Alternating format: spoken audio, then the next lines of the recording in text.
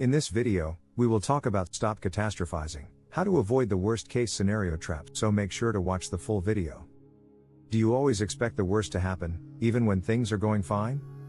That's called catastrophizing, when your brain jumps to the worst case scenario before anything even goes wrong.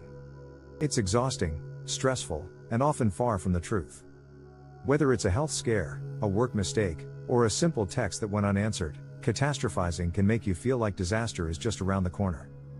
But the good news is, it doesn't have to control your life.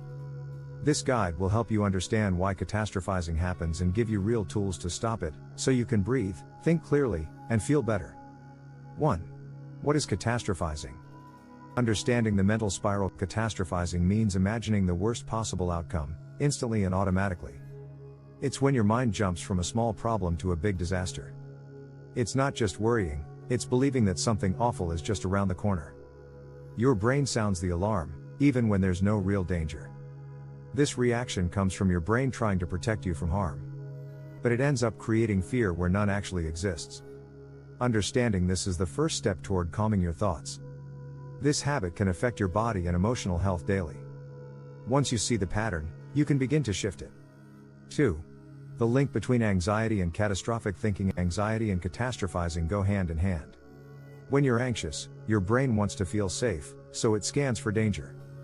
But sometimes, it finds danger where there isn't any. That's when the worst case thoughts start rushing in. An anxious brain often assumes the worst to stay prepared. It's not weakness, it's how your brain learned to cope. But over time, this coping style becomes mentally exhausting. Recognizing anxiety's role helps you respond with kindness, not panic. You can calm your body and slow your thoughts with practice. Your mind needs reassurance, not more imagined emergencies. 3. Everyday examples of catastrophizing. You might not notice not all catastrophizing looks dramatic. It can sneak into everyday moments, like assuming you'll fail a test after one bad grade or thinking someone hates you after a short text. These thoughts feel real, even if they're based on fear, not fact. Sometimes, it's not what happened, it's the story you tell yourself. You might not even notice the spiral until it's too late. Learning to spot it early gives you back control. Catastrophizing hides in small thoughts that grow bigger with time. Each time you interrupt it, you break a piece of the habit. Awareness makes the invisible spiral finally visible. 4. How catastrophizing affects your body and emotions. Your body reacts to catastrophic thoughts as if they're real. Your heart races, your muscles tense, and your stomach turns. Emotionally, you may feel fear, dread, or even panic, all triggered by thoughts, not facts. Your mind imagines danger, and your body believes it's true. Chronic stress from catastrophizing can lead to burnout and illness. Calming your thoughts also calms your physical reactions. You may think you're just worried, but your body pays the price. Relief starts when you learn to separate thought from truth. Your breath and awareness are powerful tools in this fight. 5.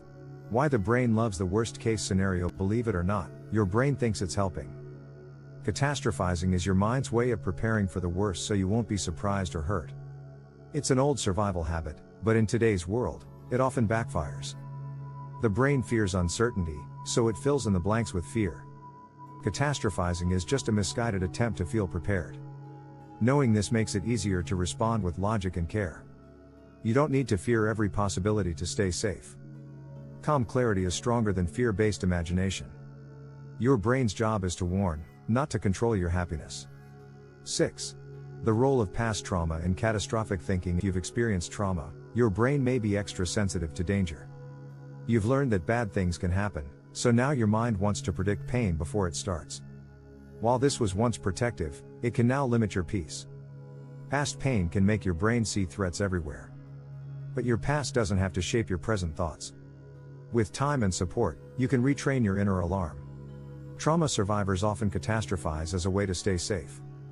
Healing happens when you recognize the pattern and choose differently. You deserve peace, even if your mind isn't used to it. 7. Signs you might be stuck in a catastrophic loop. Sometimes catastrophizing becomes a cycle you can't break. You go from one fear to the next, each building on the last. You might even avoid things just to prevent the imagined worst from happening. When fear controls your choices, catastrophizing has taken the wheel. You may notice trouble sleeping, focusing, or feeling present. It's time to pause when your mind always rushes ahead. Small fears turn into big reactions when left unchecked. Avoiding life to escape disaster only makes life smaller. You can step out of the loop with the right tools. 8. Reframing thoughts, the power of what else could be true? One of the most helpful tools is learning to reframe. Instead of asking, what if something terrible happens? Ask, what if it doesn't? Challenge your fear with logic and possibilities. A small shift in thought can change your entire mindset. Reframing brings back hope and softens your anxious edges. You can learn to replace fear with curious possibility. Your first thought isn't always your most truthful one. New beliefs begin by questioning the old fearful stories. Even if fear shows up, you can still choose calm. 9. Grounding yourself when your thoughts spiral out of control. When your thoughts start racing, grounding techniques can help you return to the present. Try breathing deeply, focusing on your senses, or saying kind phrases to yourself. These simple tools calm your body and slow your mind. Your breath is a built-in anchor to the here and now. The present moment is the safest place your mind can rest. Grounding doesn't erase fear, but it keeps it from taking over. A spiraling mind needs something steady to hold on to. You can create calm with your breath, hands, and words.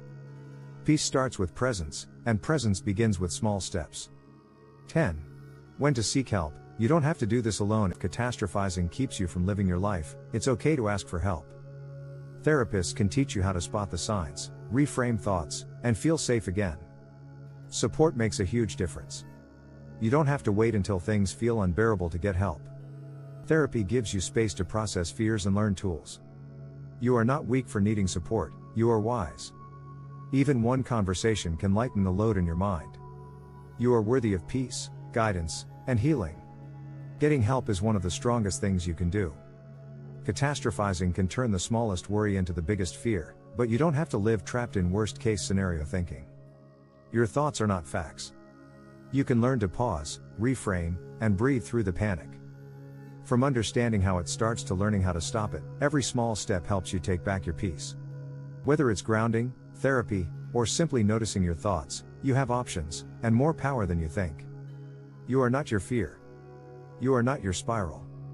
With time and support, you can train your brain to expect something better. And the best part?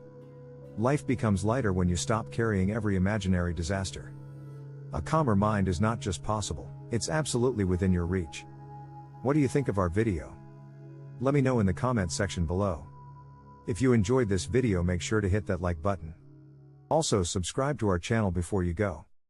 Thank you for watching.